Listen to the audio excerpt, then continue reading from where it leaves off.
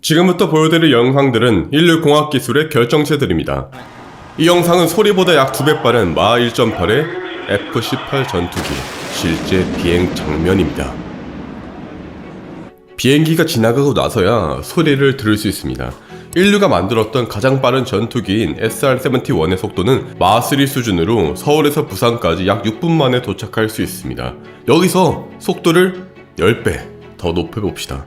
이 영상은 최근에 미국이 개발한 로켓 발사기로 마 30의 속도를 자랑하며 여기에 탑승한다면 중력의 3만 배 어마어마한 중력을 느낄 수 있게 됩니다.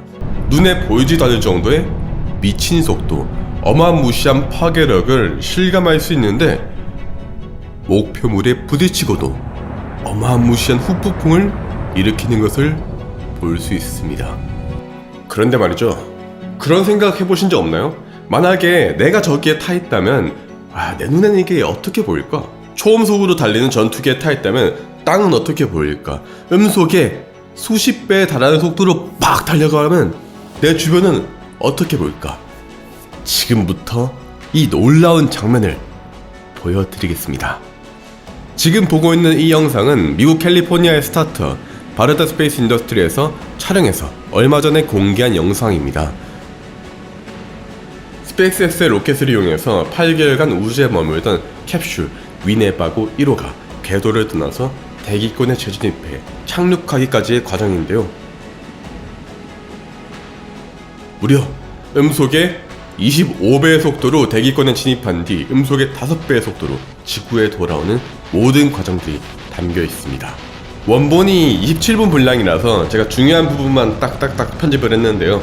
음속의 5배에서 25배로 달려가는 탓에 카메라가 음성을 잡아내지도 못하는 것이 매우 인상 깊습니다. 그런데 이렇게 찍은 영상도 너무나 흥미롭긴 한데요, 핵심은 놀랍게도 이게 아니에요. 진짜는 지금부터 시작인데요. 왜 굳이 이 스타트업이 진짜 엄청난 돈을 들여서 우주에다가 캡슐을 쏘아 올렸을까요? 영상 하나 촬영하기 위해서였을까요? 아니겠죠. 그들이 우주로 캡슐을 쏘아 올린 이유는 우주 공간에서 사상 처음으로 약물을 제조하는 실험을 하기 위해서였습니다. 그리고 이런 카메라 촬영물의 공개는 대중들의 관심을 끌기 위한 일종의 장치였겠죠. 여러분 대부분이 음속이라는 이런 어그로에 끌려서 이 영상을 계속 보셨듯이요. 진공에서의 제약의 중요성, 이렇게 말하면 아무도 관심을 가지지 않습니다. 그렇기 때문에 연구진은 비싼 돈 들여서 우주로 캡슐을 쏘아 올린 다음에 이걸 카메라로 촬영해서 공개를 한 거죠. 어쨌든 간에 연구진이 캡슐을 쏘아보는 이유는 우주에서 약을 만들면 지구에서보다 훨씬 더 좋은 효과로 잘 만들 수 있기 때문이에요. 왜 그럴까? 우주에는요, 중력의 영향이 적잖아요. 지구는 중력의 영향을 받기 때문에 대류라든가 침강 등의 현상이 생겨서 물질의 입자들을 제어하기가 쉽지 않습니다. 바르다에서 2023년 발표한 연구에 따르면 약의 모양을 잘 조절하게 된다면 약의 효과도 더 좋아질 수 있습니다. 좀 있어 보이게 말씀드리면 중력의 영향이 적어지면 약이 결정화될 때 핵생성과 성장에 유리한 조건이 되어 성능이 올라갑니다. 바르다의 CEO 윌 브루이는 화학물질을 우주로 보내는 것을 오븐에 비유를 했는데요. 오븐의 온도를 어떻게 조절하느냐에 따라서 다른 음식이 만들어지듯이 중력을 어떻게 조절하느냐에 따라서 약물도 바뀐다는 거죠.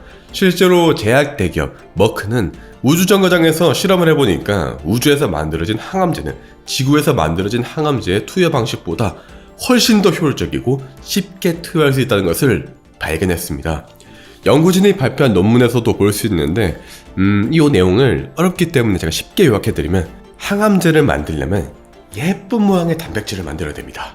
그런데 문제는 입자들을 제어하기가 어려웠다는 점이에요. 즉, 암을 치료하기 위한 이 원하는 모양을 만들기가 너무나 어려운 거예요. 그런데 우주에서 만드니까 중력의 영향이 적어서 원하는 모양을 딱 만들 수 있었던 거죠. 매우 균일한 크기와 모양을 가질 수 있도록 약을 만들 수 있게 된 거죠. 이번 발표는 어찌 보면 인류 공학 기술의 정점을 찍은 기술을 보여줌과 동시에 제약이 있어서도 혁명의 시초가 될 수 있습니다. 그리고 오늘의 연구를 가능하게 했고 현실성이 있었던 것은 뉴턴이 말했듯이 거인의 어깨 위에 서 있었기 때문입니다.